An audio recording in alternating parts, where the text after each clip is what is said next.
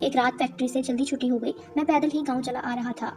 रात मुकम्मल तारीकी में डूबी हुई हस्बे मामूल सड़क वीरान थी। चलते चलते मैं एक जगह रुक गया। सड़क की दाएं तरफ वाली झाड़ियां हिल रही थी। पहले तो मैं डर गया, लेकिन फिर सोचा कि हो सकता है कोई मुसीबत में हो, शायद मैं उसकी मदद कर सकूं।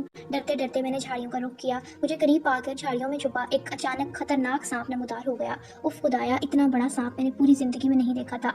मैंने शहर के सिनेमा घर में एनाकोंडा सीरीज की सारी मूवी देखी हुई थी, लेकिन हकीकत में इतना बड़ा सांप हो सकता है? मेरा तो सर चकरा गया। वो गुस्से से जुबान बाहर निकालकर मुझे अपनाने वाला बनाने के लिए मेरी तरफ तेजी से लपका। पहले तो मैं बेलगाम घोड़े की तरह वहां से भाग निकला। काफी देर तक वो मेरा पीछा करता रहा, लेकिन फिर गांव की हदूद शुरू होते ही वो सांप गायब हो गया।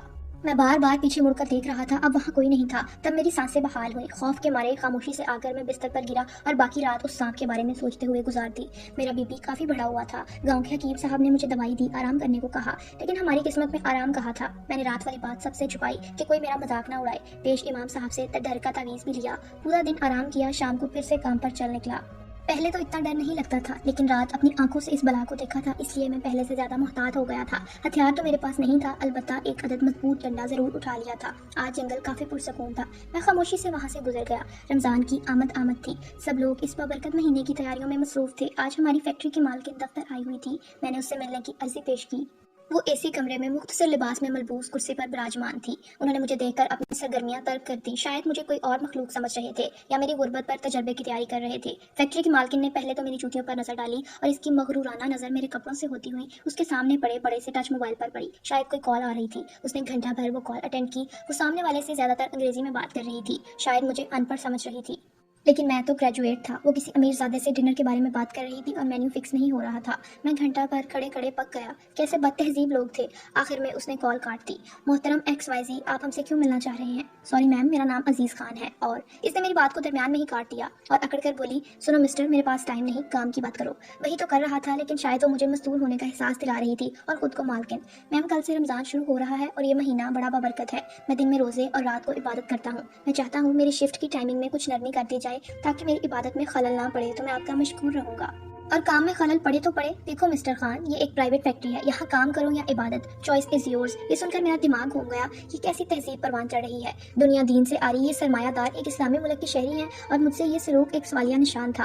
वैसे हमारे गाँव और फैक्ट्री के दरमियान अच्छा खासा फासला था और मेरे जहन में रहता था कि जिसे अल्लाह रखे इसे कौन चखे। मैं बिला डर खौफ रोजाना फैक्ट्री से काम निपटाने के बाद घर आ जाया करता। वो दूसरी या तीसरी रात थी जो मैं अपनी ड्यूटी से फारिग होकर आ रहा था कि मेरी नजर रास्ते से हटकर पड़ी, तो मैंने महसूस किया कि कोई बुजुर्ग हैं जो बैठे हैं।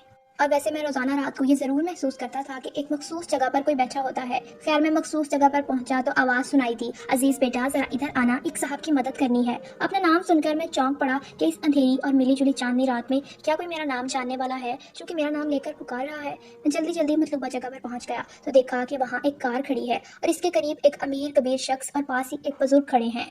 बुजुर्ग की नजर मुझ पर पड़ी तो बुजुर्ग बोले, अजीज बेटा, सेठ साहब की गाड़ी रुक गई है, तुम्हारी मदद की जरूरत है। आओ जरा धक्का लगाकर देखते हैं कि शायद ये स्टार्ट हो जाए। और फिर हम तीनों ने मिलकर जब गाड़ी को धक्का लगाया तो फौरन स्टार्ट हो गई। तो गाड़ी वाले साहब बुजुर्ग से बोले, मोहतरम बुजुर्ग, आपका बहुत शुक्रिया मेरी मदद करने का। ये सुनकर बुजुर्ग बोले, सेठ साहब, कर भला तो हो भला, करो मेहरबानी तुम अहले जमीन पर और खुदा मेहरबान होगा अर्शे बरी पर। आप जाएं और जरूरतमंदों का ख्याल रखा करें। इसके बाद कार वाले साहब ने बुजुर्ग और मुझसे सलाम किया, शुक्रिया अदा किया और गाड़ी में बैठकर चले गए।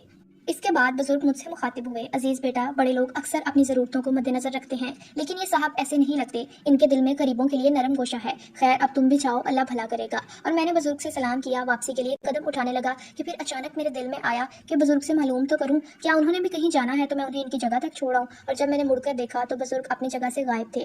फिर तो मैं अचनबे में पड़ गया कि पलक झपकते ही बुजुर्ग गए तो गए कहाँ। और फिर जब दूसरे दिन मैंने मालूमात की तो पता चला कि इस जगह एक बुजुर्ग की कब्र है, इसके सिवा कुछ और नहीं। लोगों का कहना था कि ये कब्र जिन साहब की है वो अपने वक्त के बहुत पहुंचे हुए थे और अब अंधेरी रात में जरूरतमंदों की जरूरत पूरी करते हैं।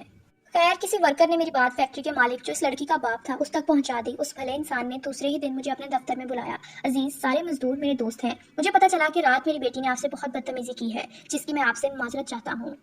असल में हमारी नस्ल को अपने बुजुर्गों की रवायात बरकरार रखने में काफी वक्त लगेगा। आप दिन में रोजे रखें, रात को इबादत। मैंने 1 महीने के लिए आपकी छुट्टी कर दी है। अब आप ईद के बाद तशरीफ लाइएगा और अपना हिसाब किताब करना। मैं चौंक कर बोला, लेकिन क्यों सर जी? मैं समझा शायद ईद के बाद वो मुझे फैक्ट्री से निकाल देंगे, लेकिन वो हंस कर बोले, अरे मियाँ, मुझे पता है आप ग्रेजुएट हैं, इसलिए ईद के बाद आप लेबर नहीं बल्कि फैक्ट्री के मैनेजर के तौर पर काम करेंगे। अब तो आप खुश हैं ना? फिर मैंने साहब का शुक्रिया अदा किया और घर आ गया। एक रात फैक्ट्री से जल्दी छुट्टी हो गई। मैं पैदल ही गांव चला आ रहा था। रात मुकम्मल तारीकी में डूबी हुई। हस्बे मामूल सड़क वीरान थी। चलते चलते मैं एक जगह रुक गया। सड़क की दाएं तरफ वाली झाड़ियां हिल रही थी। पहले तो मैं डर गया, लेकिन फिर सोचा कि हो सकता है कोई मुसीबत में हो, शायद मैं उसकी मदद कर सकूं। डरते डरते मैंने झाड़ियों का रुख किया। मुझे करीब आकर झाड़ियों में छुपा एक अचानक खतरनाक सांप नमूदार हो गया। उफ खुदाया, इतना बड़ा सांप मैंने पूरी जिंदगी में नहीं देखा था। मैंने शहर के सिनेमा घर में एनाकोंडा सीरीज की सारी मूवी देखी हुई थी, लेकिन हकीकत में इतना बड़ा सांप हो सकता है? मेरा तो सर चकरा गया। वो गुस्से से जुबान बाहर निकालकर मुझे अपना निवाला बनाने के लिए मेरी तरफ तेजी से लपका। पहले तो मैं बेलगाम घोड़े की तरह वहां से भाग निकला। काफी देर तक वो मेरा पीछा करता रहा, लेकिन फिर गांव की हदूद शुरू होते ही वो सांप गायब हो गया। मैं बार बार पीछे मुड़कर देख रहा था, अब वहाँ कोई नहीं था। तब मेरी सांसें बहाल हुई। खौफ के मारे खामोशी से आकर मैं बिस्तर पर गिरा और बाकी रात उस सांप के बारे में सोचते हुए गुजार दी। मेरा बीपी काफी बढ़ा हुआ था। गांव के हकीम साहब ने मुझे दवाई दी, आराम करने को कहा, लेकिन हमारी किस्मत में आराम कहा था। मैंने रात वाली बात सबसे छुपाई कि कोई मेरा मजाक ना उड़ाए। पेश इमाम साहब से डर का तावीज़ भी लिया। पूरा दिन आराम किया, शाम को फिर से काम पर चल निकला।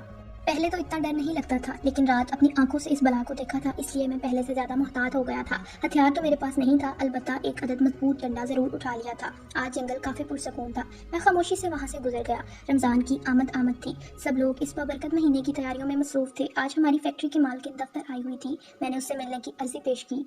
वो एसी कमरे में मुख्तसर लिबास में मलबूस कुर्सी पर विराजमान थी। उन्होंने मुझे देखकर अपनी सरगर्मियां तर्क कर दी। शायद मुझे कोई और मखलूक समझ रहे थे या मेरी गुर्बत पर तजर्बे की तैयारी कर रहे थे। फैक्ट्री की मालकिन ने पहले तो मेरी जूतियों पर नजर डाली और इसकी मगरूराना नजर मेरे कपड़ों से होती हुई उसके सामने पड़े बड़े से टच मोबाइल पर पड़ी। शायद कोई कॉल आ रही थी। उसने घंटा भर वो कॉल अटेंड की। वो सामने वाले से ज्यादातर अंग्रेजी में बात कर रही थी। शायद मुझे अनपढ़ समझ रही थी, लेकिन मैं तो ग्रेजुएट था। वो किसी अमीरजादे से डिनर के बारे में बात कर रही थी और मेन्यू फिक्स नहीं हो रहा था। मैं घंटा भर खड़े खड़े पक गया। कैसे बदतहजीब लोग थे। आखिर में उसने कॉल काट दी। मोहतरम XYZ, आप हमसे क्यों मिलना चाह रहे हैं? सॉरी मैम, मेरा नाम अजीज खान है। और इसने मेरी बात को दरमियान में ही काट दिया और अकड़ कर बोली, सुनो मिस्टर, मेरे पास टाइम नहीं, काम की बात करो। वही तो कर रहा था, लेकिन शायद वो मुझे मस्तूल होने का एहसास दिला रही थी और खुद को मालकिन। मैम, कल से रमजान शुरू हो रहा है और ये महीना बड़ा बाबरकत है। मैं दिन में रोजे और रात को इबादत करता हूँ। मैं चाहता हूँ मेरी शिफ्ट की टाइमिंग में कुछ नरमी कर दी जाए ताकि मेरी इबादत में खलल ना पड़े, तो मैं आपका मशकूर रहूंगा। और काम में खलल पड़े तो पड़े। देखो मिस्टर खान, ये एक प्राइवेट फैक्ट्री है, यहाँ काम करो या इबादत, चॉइस इज योर्स। ये सुनकर मेरा दिमाग घूम गया। ये कैसी तहजीब परवान चढ़ रही है। दुनिया दीन से आ रही ये सरमायादार एक इस्लामी मुल्क की शहरी है और मुझसे ये सलूक एक सवालिया निशान था। वैसे हमारे गाँव और फैक्ट्री के दरमियान अच्छा खासा फासला था और मेरे जहन में रहता था कि जिसे अल्लाह रखे इसे कौन चखे। मैं बिला डर खौफ रोजाना फैक्ट्री से काम निपटाने के बाद घर आ जाया करता। वो दूसरी या तीसरी रात थी जो मैं अपनी ड्यूटी से फारिग होकर आ रहा था कि मेरी नज़र रास्ते से हटकर पड़ी तो मैंने महसूस किया कि कोई बुजुर्ग है जो बैठे हैं। और वैसे मैं रोजाना रात को ये जरूर महसूस करता था कि एक मखसूस जगह पर कोई बैठा होता है। खैर, मैं मखसूस जगह पर पहुंचा तो आवाज सुनाई दी, अजीज बेटा जरा इधर आना, एक साहब की मदद करनी है। अपना नाम सुनकर मैं चौंक पड़ा कि इस अंधेरी और मिली जुली चांदनी रात में क्या कोई मेरा नाम जानने वाला है जो कि मेरा नाम लेकर पुकार रहा है। मैं जल्दी जल्दी मतलूबा जगह पर पहुंच गया तो देखा कि वहाँ एक कार खड़ी है और इसके करीब एक अमीर कबीर शख्स और पास ही एक बुजुर्ग खड़े हैं।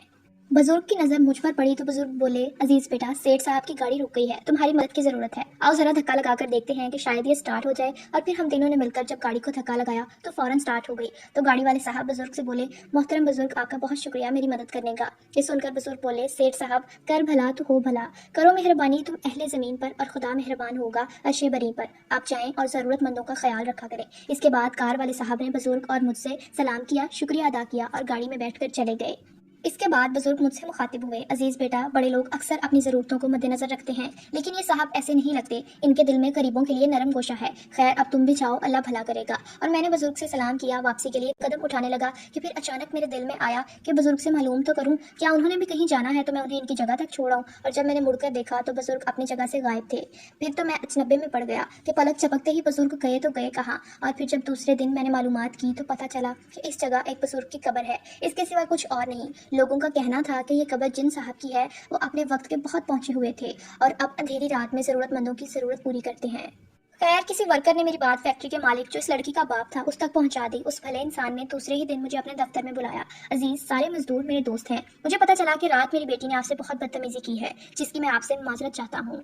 असल में हमारी नस्ल को अपने बुजुर्गों की रवायात बरकरार रखने में काफी वक्त लगेगा। आप दिन में रोजे रखें, रात को इबादत। मैंने 1 महीने के लिए आपकी छुट्टी कर दी है। अब आप ईद के बाद तशरीफ लाइएगा और अपना हिसाब किताब करना। मैं चौंक कर बोला, लेकिन क्यों सर जी? मैं समझा शायद ईद के बाद वो मुझे फैक्ट्री से निकाल देंगे, लेकिन वो हंसकर बोले, अरे मियाँ, मुझे पता है आप ग्रेजुएट हैं, इसलिए ईद के बाद आप लेबर नहीं बल्कि फैक्ट्री के मैनेजर के तौर पर काम करेंगे। अब तो आप खुश हैं ना? फिर मैंने साहब का शुक्रिया अदा किया और घर आ गया।